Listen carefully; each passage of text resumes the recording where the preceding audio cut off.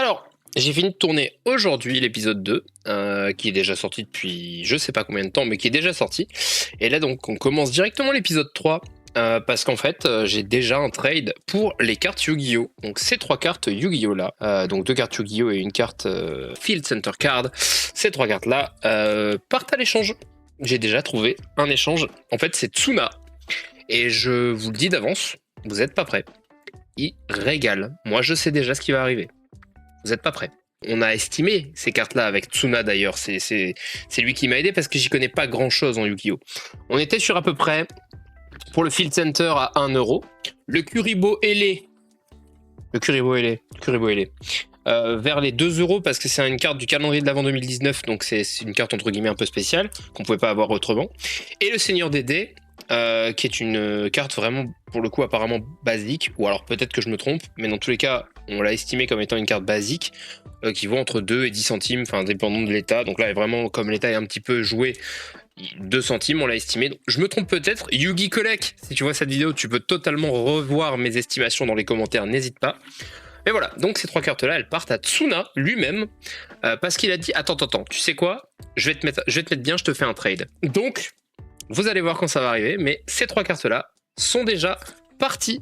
Là où j'en suis actuellement, il me reste encore toutes les cartes Pokémon qui n'ont pas encore été réservées, parties, etc. Mais c'est normal puisque je n'ai encore absolument pas pubé ça, puisque la vidéo est sortie il y a moins 20 minutes, elle sort dans 20 minutes. Donc voilà, là où vous en êtes, l'épisode 2 sort dans 20 minutes.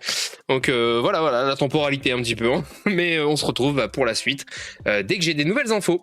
Tchuss! Yo, alors, du nouveau. J'ai réussi à échanger des cartes Yu-Gi-Oh! Les 3 cartes Yu-Gi-Oh! Il y avait une valeur à peu près estimée de 3€, si je dis pas de conneries, sur ces cartes. Contre, comment vous dire, contre une folie, contre une carte Yu-Gi-Oh! Donc contre une carte Yu-Gi-Oh! Donc 3 cartes contre une, mais vous allez comprendre pourquoi. Parce qu'en fait, j'ai Tsuna. Donc Tsuna, si vous le connaissez pas, c'est pas grave. Non, je déconne. Tsuna, donc, qui est l'administrateur général et grand Manitou du Beyblade français, du serveur Beyblade Espace, joue à Yu-Gi-Oh! Mais justement, Tsuna, il joue à Yu-Gi-Oh! Il ne collectionne pas à Yu-Gi-Oh! Ce qui fait que du coup, lui, il a ouvert des boosters. Et dans un de ces boosters, il a eu une carte bien particulière que je vais vous montrer maintenant. Et dans cette carte-là, il me l'a envoyée parce que lui n'a aucun intérêt à la garder en collection, sachant que lui, il joue. Donc du coup, il vient de m'échanger une carte qui avait à peu près, pour à peu près 3€ de valeur que je lui avais donné, qui a une valeur à peu près d'une quarantaine d'euros. Comment ça, mon ref? Comment ça, mon ref? Donc je vous vais pas languir plus longtemps, je vous montre, voici la carte, faites pas gaffe, j'ai pas mis le tapis encore pour le fond parce que c'est pas un opening, donc j'ai juste laissé le bureau dégueulasse entre guillemets, c'est juste mon tapis de base du bureau que j'utilise dans longueur de journée, il y a les traces de café, c'est merveilleux, et il m'a filé ce banger, Maison Dragon Irene, en quarter. Donc quarter, c'est quoi? C'est une rareté alternative en fait chez Yu-Gi-Oh! Donc voilà, cette carte là qui a une valeur à peu près d'une quarantaine d'euros. Que dire? Voilà, hein. Ça contre 3€ de valeur. Comment ça, mon ref? Voilà.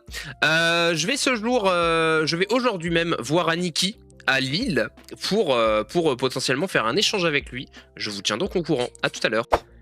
Et je suis revenu de Lille et j'ai échangé avec Aniki une des 7 cartes qui me restaient, des 7 cartes Pokémon à échanger qui me restaient. Évidemment, vous vous doutez de laquelle c'était.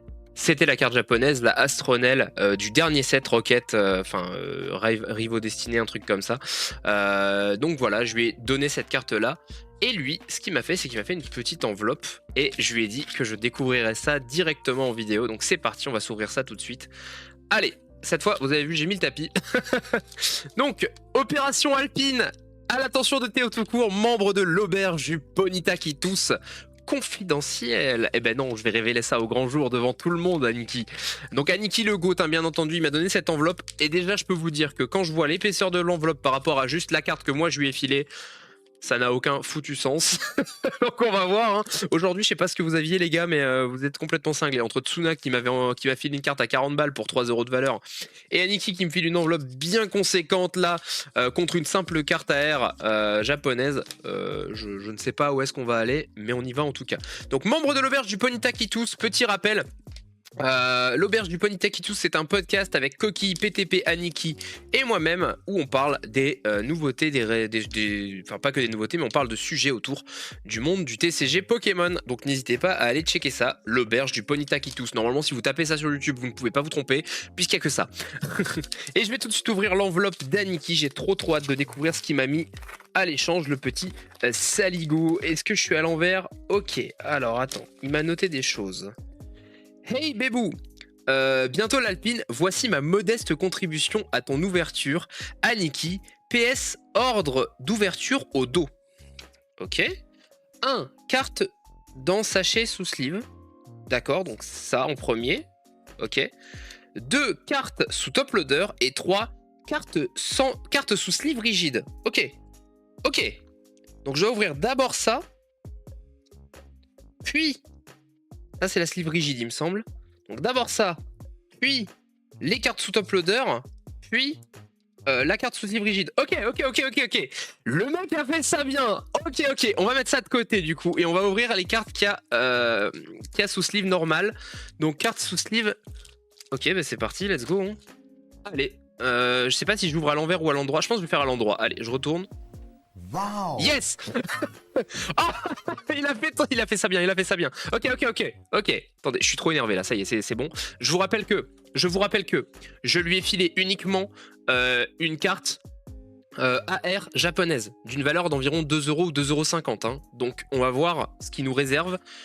Bref, allez, c'est parti. Oh, elle est double sleeve la carte, parfait. Ouh. Mais attends, mais c'est du français ça, monsieur, je reconnais. Monsieur nous envoie du français. Un petit Dunaja Shiny. Mais mec, mais attends, mais génial. Oh, puis attends, mais il date, c'est de Destinée Radieuse. C'est même pas de Destinée... Oui, j'avais même pas fait gaffe au bord jaune, mais effectivement, c'est même pas Destinée de Paldea, c'est Destinée Radieuse. Un petit Dunaja Shiny. Mais mec... Donc c'est du Komayama, Akira Komayama. Alors Dunaja, un Pokémon qu'on ne voit pas beaucoup quand il est shiny. La version shiny diffère pas énormément de la version normale. Merci beaucoup. Mais what the fuck?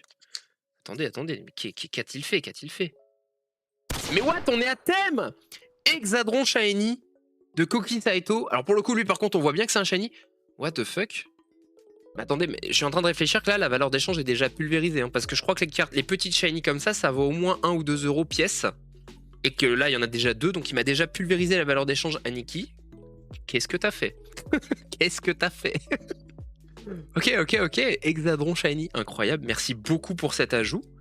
Et dernière carte sous sleeve. Alors attendez, si c'était ça qu'il y avait sous sleeve, je me demande même... Enfin, j'ose même pas imaginer ce qu'il y a sous top loader en fait. Hein, donc on va voir. Quoi? Mais attends, non mais c'est dingue! Pardon?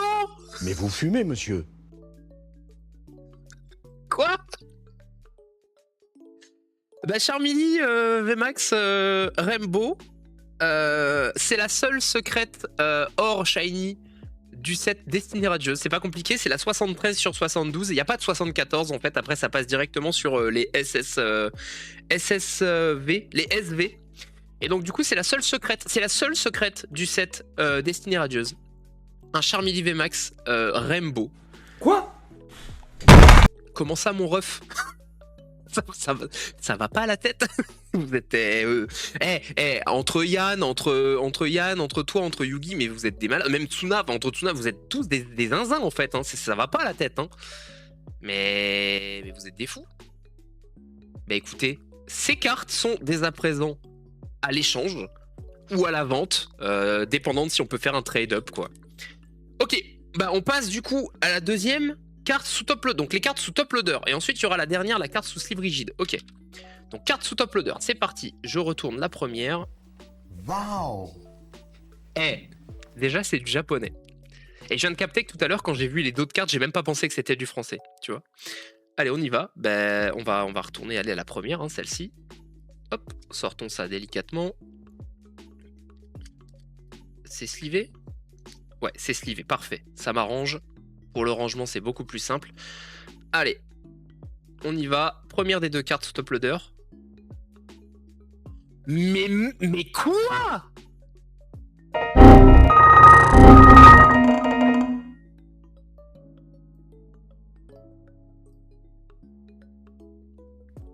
Je te demande pardon?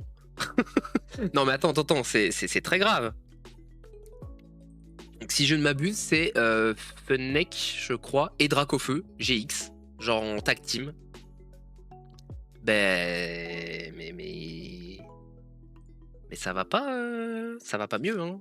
Faut faire quelque chose, messieurs. Faut aller se faire interner, quelque chose comme ça, j'en sais rien, mais vous êtes des malades, hein. À ce train-là, l'Alpine, je l'ai dans le 3e épisode, hein. Enfin dans le 4e épisode, c'est celui-là le 3e épisode, mais quand même, faut se calmer, hein. Et vous êtes des fous. Bon, très bien, merci. Ok, on va regarder ce que c'est la dernière carte. C'est quoi? C'est un Mewtwo Shiny, j'en sais rien. Oui, bah oui, un Dracofeu. Bah ouais. Bah oui, un Dracofeu Vestar. Logique. Un Dracofeu Vestar. Et là, c'est là que vous voyez quand même. Attendez, je vais attendre d'avoir la mise au point. Voilà. C'est là que vous voyez quand même qu'Aniki est très fort. C'est qu'Aniki, il a pas réfléchi en mode oh, on va mettre des cartes qui font que Théo va adorer, machin, etc. Bah non, parce que du coup, comme j'ai pas d'affect pour Dracofeu, il le sait très bien, j'en ai rien à foutre de Dracofeu. J'ai aucun problème à échanger ces cartes-là. Et en plus, les gens kiffent Dracofeu. Donc c'est des cartes qui sont, ma foi, plutôt faciles à échanger. Pareil, les petites Shiny, ainsi que les Rainbow, je sais très bien que ça va être facile à échanger. Je sais que les gens kiffent ça. Donc forcément, ça va être facile à échanger. Le mec est trop smart, en fait. Le mec veut juste faire avancer le concept. Et ça, c'est beau. Ça, c'est un vrai pote, vous voyez. Merci beaucoup, Aniki. C'est incroyable ce que tu viens de faire. Franchement, tu viens de faire un bond, encore une fois, au concept. Entre toi et Tsuna, là, aujourd'hui, on a été régalés. Et c'est même pas fini parce qu'on a une sleeve rigide ici. Si je m'abuse, c'est Peter avec son Dracolos. La sleeve, déjà, elle est magnifique, hein. Enfin, la sleeve rigide, c'est le truc que vous ne méprenez pas, hein, c'est le truc en plastique qui est là. Mais la sleeve en elle-même qui est à l'intérieur est vraiment magnifique. Bon, bah, on va retourner ça, c'est parti. Wow. Évidemment. Évidemment. Alors, par contre, je vais avoir l'air d'un giga con. J'ai jamais ouvert des sleeves rigides comme ça. Je sais pas du tout comment ça s'ouvre et j'ai pas envie de faire de conneries. Ok, j'ai juste dégrafé sur le côté. Ok, j'ai réussi à ouvrir. Ok. C'est la première fois que je vois une sleeve rigide, que j'ai une sleeve rigide, hein. J'utilise jamais ces trucs-là. Bon, une carte japonaise. On va voir, hein. On va voir. Je vais la sortir. Elle est sous sleeve. Est-ce que vous êtes prêts pour le reveal de cette dernière carte? Merci encore à Niki, déjà rien que ça. C'est parti. Attends,